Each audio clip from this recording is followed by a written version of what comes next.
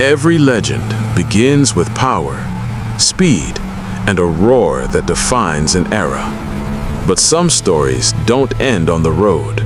Some are forgotten, left behind by time. We were told an old Ford had been sitting here, untouched, since the 1970s.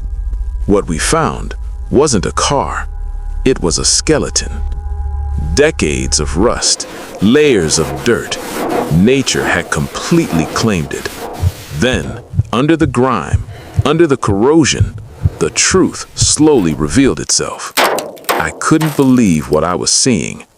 Against all logic, we made a deal. $500 for what most people would call scrap metal. How is this possible? Getting it out of the field felt like pulling history from the grave. For the first time in nearly 50 years, this car was moving again. Back at the shop, it was time for the truth. The frame was gone. The floor was gone. Rust had eaten almost everything. Most people would have walked away, but then we saw it. The VIN plate, still intact.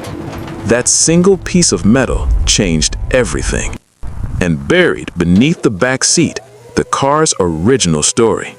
A build sheet, a direct link to the day it left the factory. This wasn't just any Mustang. This was a 1969 Boss 429, one of the rarest American muscle cars ever built. Saving it wouldn't be easy. Every bolt fought back.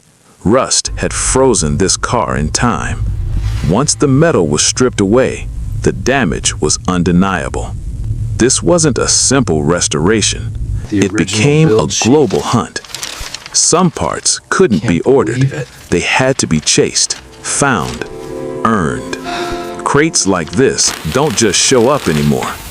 And then, the heart of the legend. A correct era 429 cubic inch V8. Every original part mattered. Every piece carried history. The Boss 429 wasn't just powerful, it was engineered differently, built to dominate. This wasn't about building a car. It was about giving a forgotten legend one last chance.